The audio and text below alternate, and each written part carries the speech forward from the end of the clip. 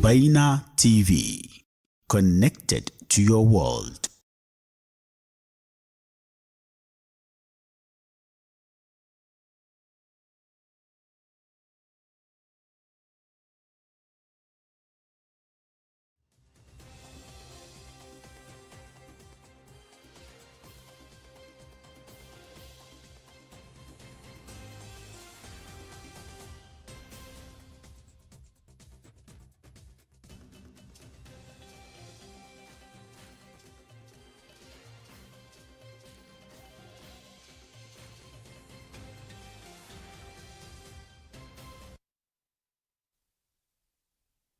Hello, good afternoon to you and welcome to Bena Midday News. This news is coming to you live from Benab House, Atomic Junction, Medina. My name is Sherifatu Ayuba. Coming up in this afternoon's bulletin.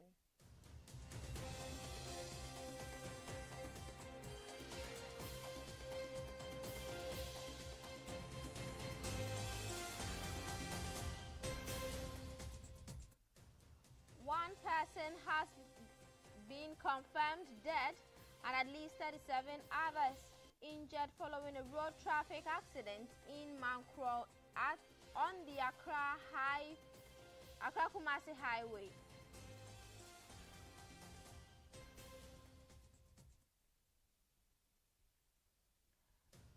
Also coming up, the Ministry of Finance says the government has resolved Ghana's crippling energy sector debt, describing the move as a major step in restoring financial stability and international confidence.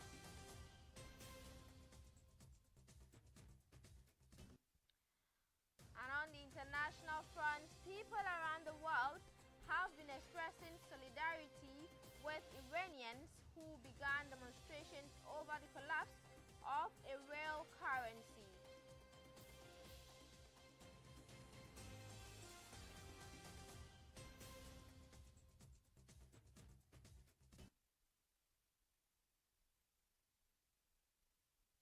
Bring you details of these stories shortly.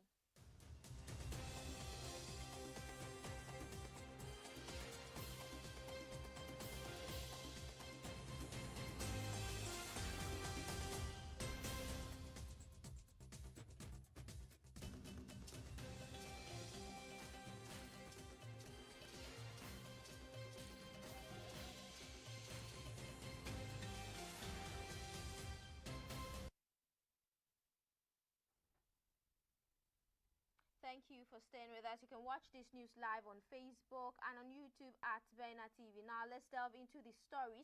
One person has been confirmed dead and at least 37 others have sustained injuries following a fatal road traffic accident at Mankron on the Accra-Kumasi Highway in the Suhum municipality of the Eastern Region. The incident occurred on Sunday, 11th January 2026. Involving a 40-seater Zonton bus with registration number AS 7022-21 and a MAN diesel truck registered GW 3969-U. Both vehicles were reportedly in motion at the time of the collision. According to the National Fire Service, GNFS, the Suhum Municipal Fire Station received a distress call at 6:59 a.m. and promptly dispatched a rescue team led by Assistant Divisional Officer ADO Bernard Boama. Preliminary information indicates that one passenger died at the scene while 37 others, made up of 21 males and 16 females, sustained varying degree of injury. Occupants of the truck escaped unhurt. Some of the injured had already been transported to the Suhum Government Hospital before the fire officers arrived at the scene. In a Facebook post, the GNFS said its personnel worked meticulously to intricate the deceased from the wreckage, assist the injured, and secure the accident scene. The team also cleared debris from the highway, restored traffic flow, and ensured the safety of other road users. An initial assessment revealed extensive damage to the front section of the bus, while the rear of the truck sustained only minor damage. Eyewitness accounts suggest the bus was traveling at high speed before crashing into the truck. Investigations are ongoing to establish the exact cause of the accident. The Ministry of Finance says the government has decisively resolved Ghana's crippling energy sector debt, describing the move as a major step in restoring financial stability and international confidence. In a statement released on Monday, January 12, the ministry stated that as of December 31, 2025, the John Mahama administration had repaid a total of $1.47 billion to rescue and reset the energy sector. According to the statement, when President John Dramani Mahama assumed office in January 2025, the sector was on the brink of collapse due to years of non-payment for gas supplied to the power sector from the offshore Cape Tree Point. This situation had led to the complete depletion of the $500 million World Bank partial risk guarantee under the previous administration. The PRG, established in 2025, was a key safeguard that enabled nearly $8 billion in private sector investment through the Sankofa gas project by guaranteeing payment to the partners any and vital in the event of payment shortfalls. The ministry said the government has now fully repaid $597.50 million, including interest drawn on the World Bank guarantee, restoring the facility in full and reaffirming Ghana's credibility with international partners. Between January and December 2025, the government also settled all outstanding gas invoices owed to the Eni and Vital, amounting to approximately $480 million, ensuring Ghana is fully up to date on its obligation to the Sankofa partners. In addition, the government paid about $393 million in legacy debt to the independent power producers in 2025 alone, following the successful negotiation of all IPP agreements to secure better value for money. Payments made to IPPs included Car Powership Ghana, $120 million, Sen Power Generation, $59.4 million, Sanon Asugli, $54 million, Eli Power, $42 million, Twin City Energy, which is Amandi, $38 million, AXA Energy, $30 million, Senate Energy, $30 million, BXC Company, $10.56 million, Menergy Technology, $8.82 million. The ministry stated that the government has also engaged upstream partners, including Tullow Oil and Jubilee Field Partners, to agree on a roadmap that ensures full payment for gas supplied, supports reliable electricity generation, and boosts industrial growth. It added that increased gas production has already been achieved through these engagements, aimed at reducing reliance on expensive liquid fuels. The Finance Ministry assured the public and industry stakeholders that adequate budgetary provision have been made to sustain timely payments going forward, stressing that the era of uncontrolled energy sector debt accumulation is over.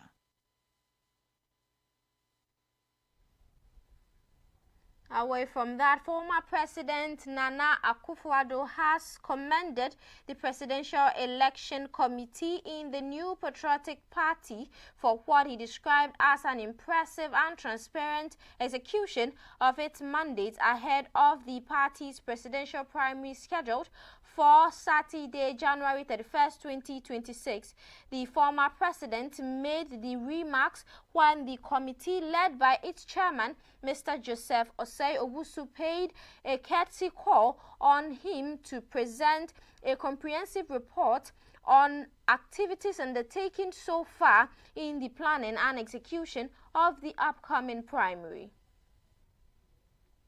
Nana Akufo-Addo said the work carried out by the committee stood out for its clarity, openness, and strict adherence to democratic principles. The former president said the committee's work thus far has been nothing short of impressive, stressing that key milestones had been achieved under a firm commitment to zero tolerance for opacity. This approach, he said, had not only ensured transparency but had also guarded religiously the sanctity of the process. Political observers say the commendation from Nana Akufo-Addo reflects growing confidence within the party in the credibility of its internal electoral process. The Presidential Election Committee, chaired by Mr. Osei Owusu, a former First Deputy Speaker of Parliament, has been widely credited for the orderly, inclusive, and principled manner in which it has discharged its duties. Under his stewardship, the committee has consistently emphasized fairness, stakeholder engagement, and respect for party regulations. Party insiders have described the committee's work as a strong signal of NPP's commitment to democratic values and internal accountability as it prepares to elect a flag bearer for the next general election. With the presidential primary drawing closer, Nana Akufo-Addo's endorsement is expected to further boost confidence among party delegates, aspirants, and the general public in the integrity of the process being led by Mr. Osei Owusu and his team. Well, on this note, we go for a quick turn. We'll be back with some more. Do stay.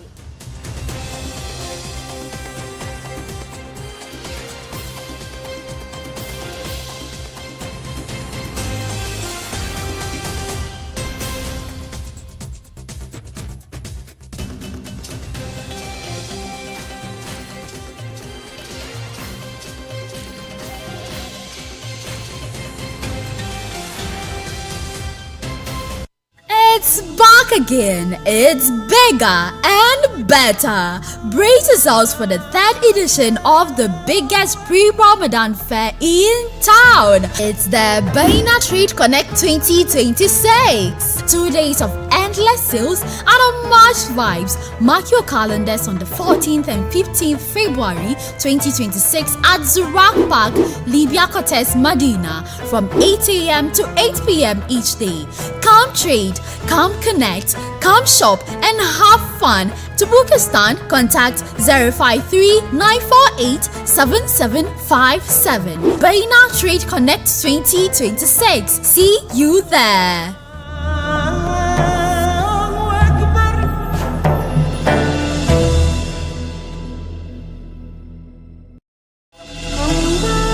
Kadar yayi baki amma wai ba za su barin ciniki ba. Baina Trade Connect ba cinikin wasa mutane suka yi ba. Masu sayar da kaya daban-daban daga na ado har da na ci da sha. Komai da komai kwana biyu tun da safe har dare da aka kare. Waɗanda suka ki zuwa sun yi da na sani. Amma kaga waɗanda suka zo sun yi ciniki, suka dace kuma suka yi murna. Yanzu dai muna shirye-shirye mu burge ku da na 2026. Shin ba za ka zo ba? Za mu fara ne rana 14 mu kammala rana 15 wato 14th and 15th of February. Ranar Asabar da Lahadi karfe 8 da safe har zuwa karfe 8 da yamma. Shin ba za ka zo ba? Ga lamba buga ya so mu yi fira 0539 487757. Baina Trade Connect. Mu mutun wuce ga mu can za mu wuce.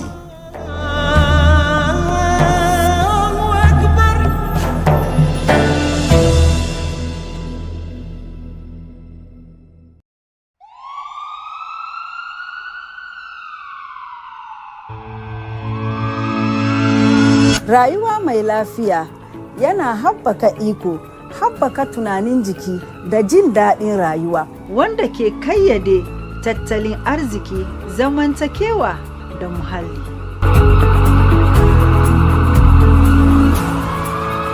Ku kasance tare da ni, Nana Amina Muhammad, a kan Baina TV a yayin da zan dinga kawo muku masana kiwon lafiya saboda mu tattauna battutukan da sun ka shafi kiwon lafiya don mu inganta tunanin jikinmu da zamantakewanmu.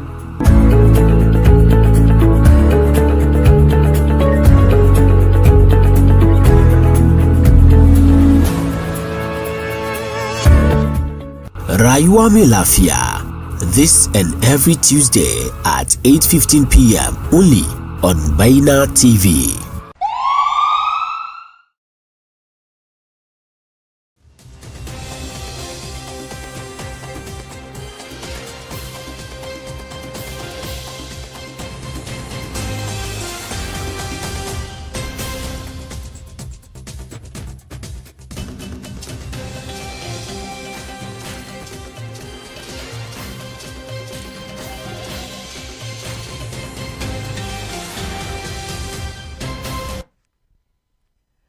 Welcome back. If you just tuned in, you're watching Baina Midday News on Baina TV. Now, moving on further, the one-week observation prayer of the late Member of Parliament for Ayawaso East, Honorable Nasser Mahama Toure, was held yesterday at the National Mosque in Kanda as per the Islamic customs.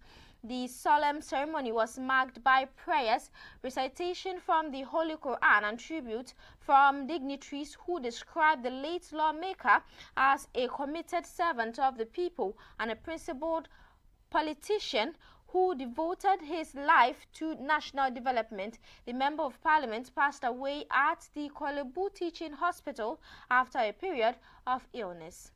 Her Excellency Professor Nana Jane Opoku Ajman, in her tribute, urged the bereaved family to take heart in the loss, noting that at this stage all that remains is prayer and resilience on God fostering. She described the late lawmaker as a dedicated public servant whose contribution would not be forgotten. Especially when the change comes unexpectedly and we get confused about how to respond. Because we wish we would just focus on the pleasurable. So in order to navigate both, we always call on God to help us do that navigation and do it properly. We need God's own compassion to help us to cope. We have heard all the tributes from the wife, from the children, parliamentarians, community, and I believe many, many more who would have liked to say something. But I believe that the speeches we have heard today sum up the nature of the person we are mourning today. We have learned of his composure, the kind of composure that allows for clear thinking and advice that works. We have learned of his compassion, his sense of focus, his discipline, his generosity, surely thinking of others, not putting himself first, focusing on his responsibilities and ensuring that he makes lives better for others. Tributes were also read by the children of the late MP, who remembered him as a devoted lawmaker and a loving, responsible father who placed great value on family and service to humanity.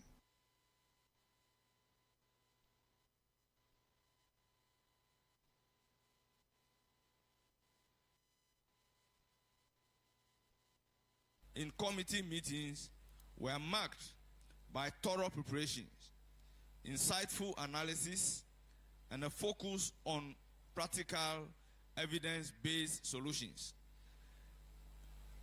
He listened more than he spoke, but when he did speak, his colleagues listened. During plenary session, Honorable Nasser used parliamentary tool of questions to advocate for infrastructure and health improvement in the Ayawaso East constituency. Soft-spoken and brief in his debates to the motion and contributions to statements.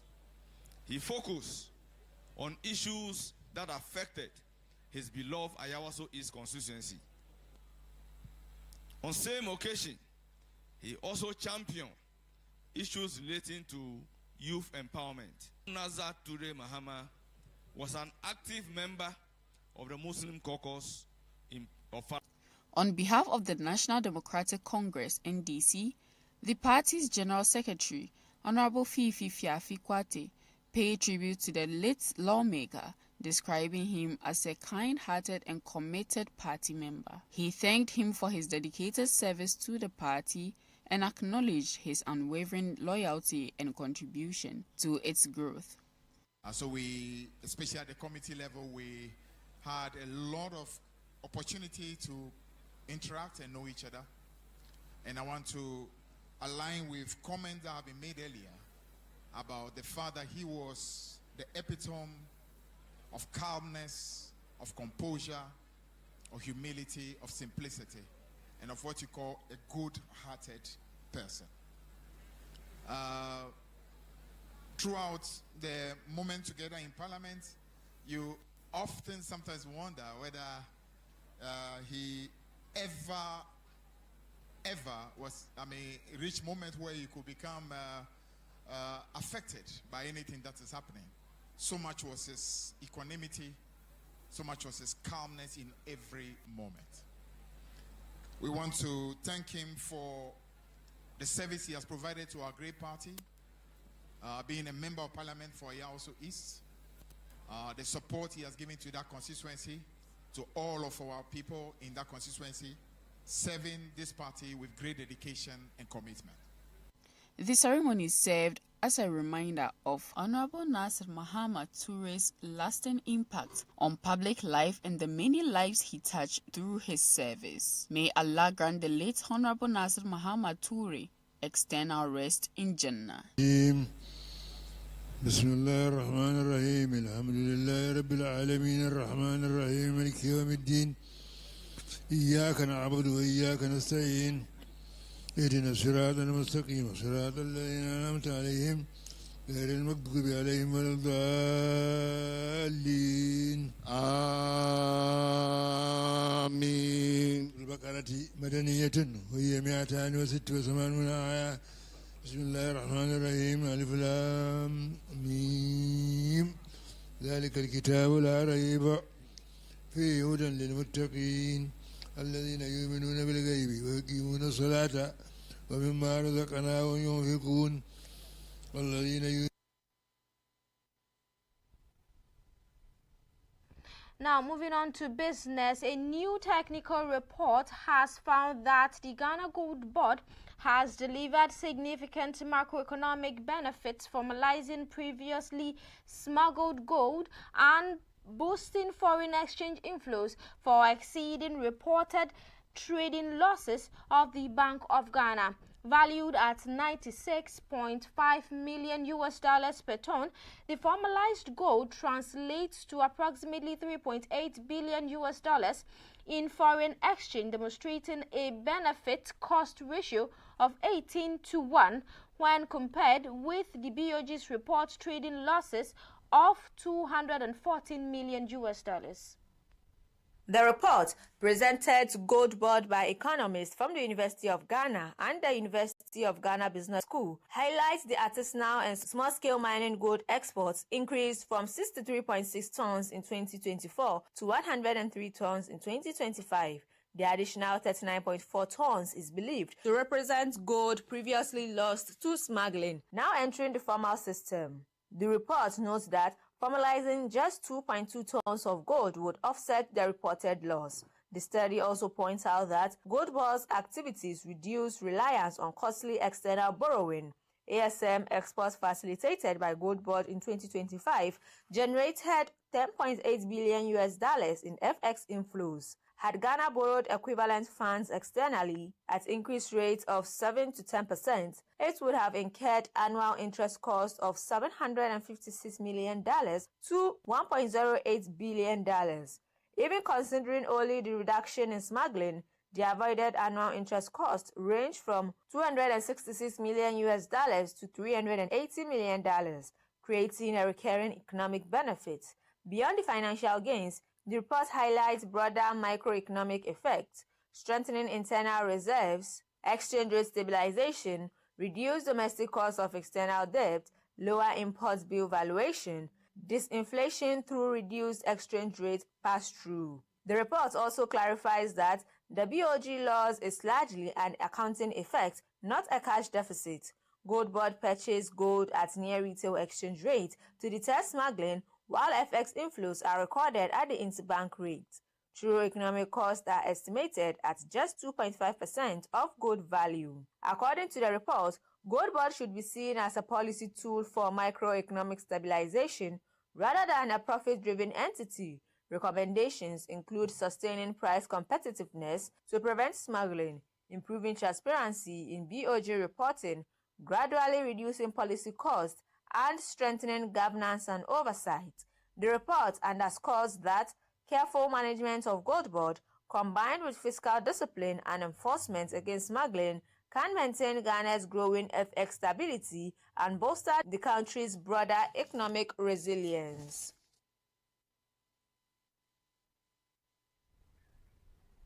Now, in some news beyond our borders, people around the world have been expressing solidarity with Iranians who began demonstration in late December over the collapse of the real currency. From Berlin to Istanbul and Washington, thousands took to the streets over the weekend to show support for the Iranian people. Over the past 2 weeks, Iran's nationwide protests have grown from discontent over the country's failing economy to a wider anti-government movement. Protesters participated in a demonstration in Berlin, Germany, in support of the nationwide mass protest in Iran against government. In Paris, many waved flags of the former Iranian monarchy as the crowd made its way towards the French capital's famous Trocadero landmark. In London, demonstrators gathered outside the Iranian embassy. In the Vatican, Pope Leo XIV called for dialogue and peace during his weekly Angelus prayer on Sunday. Activists take part in a rally supporting protesters in Iran at Lafayette Park, across from the White House in Washington, United States. The Iranian government cut off the country from the internet and international phone calls. At least 544 people have been killed in Iran's protests, while more than 10,600 people have been arrested, according to activists. Some in Iran and in the diaspora have been calling for the return of Reza Pahlavi, the country's exiled crown prince. Pahlavi, who successfully spurred protesters into the street on Thursday night, is trying to position himself as a player in his country's future.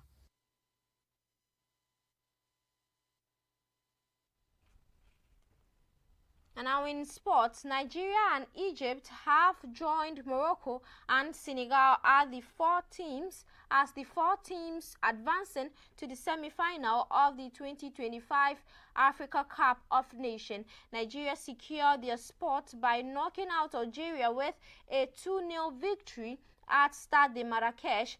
Victor Osimhen broke the deadlock in the 47th minute before providing assist for Akko